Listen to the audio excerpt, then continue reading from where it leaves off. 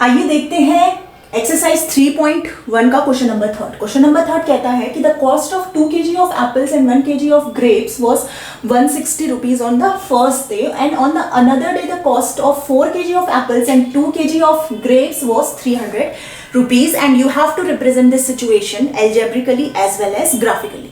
तो देखिए, सबसे पहले यहाँ पे बात हो रही है एप्पल्स और ग्रेप्स की कीमत की। तो सबसे पहले हम अज्यूम कर लेते हैं late 1 kg of apples is equal to X rupees and let 1 kg of grapes is equal to Y rupees। अब पहली सिचुएशन में हमें 2 kg of apples and 1 kg of grapes की कीमत 160 रुपीज के बराबर है।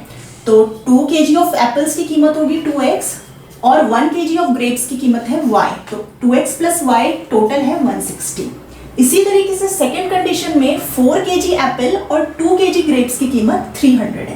तो 4 kg एप्पल्स की कीमत हो जाएगी 4x और 3 kg ऑफ ग्रेप्स की कीमत हो जाएगी 2 kg ऑफ ग्रेप्स की कीमत हो जाएगी 2y और ये टोटल है 300 रुपीज।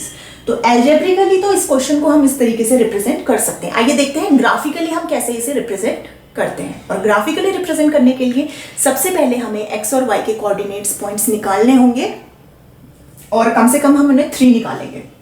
तो फर्स्ट इक्वेशन की बात करते हैं।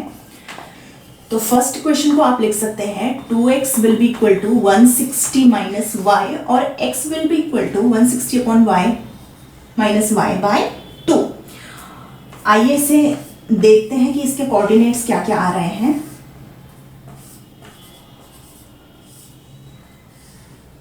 देखिए, इस क्वेश्चन में अगर हम y को 0 लें तो x आ जाएगा हमारा 80। अगर हम y को 20 लें तो x आ जाएगा हमारा, देखो 20, 160 minus 20 will be equal to 140 and 140 by 2 will be equal to 70। इसी तरीके से y को अगर हम 40 लें तो 160 minus 40 will be 120 and by 2 will be 60। तो ये हमारे फर्स्ट इक्वेशन के कोऑर्डिनेट्स आ गए। इसी तरीके से बात करते हैं सेकंड इक्वेशन की। तो सेकंड इक्वेशन को देखिए, हम लिख सकते हैं 4x will be equal to 300 minus 2y और x will be equal to 300 minus 2y by 4।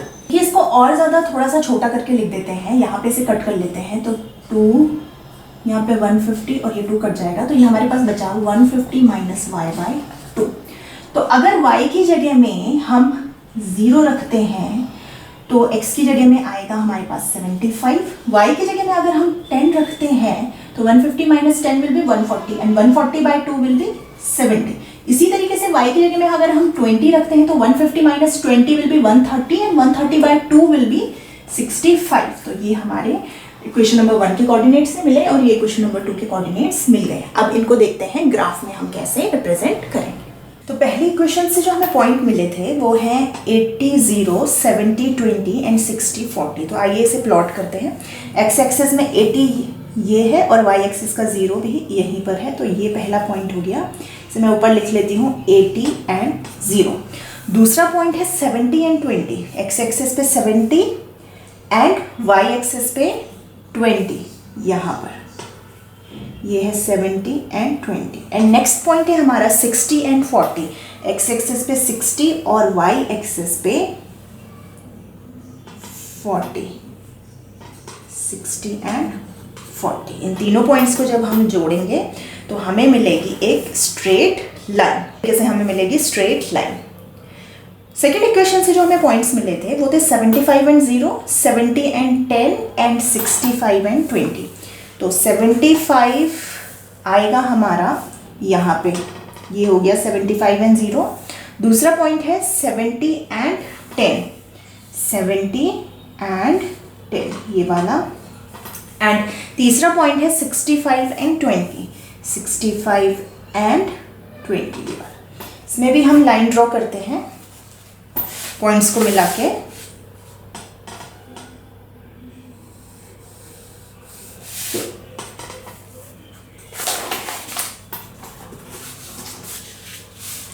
तो इस तरीके से सेकेंड इक्वेशन से ये हमें अनदर लाइन मिल रही है।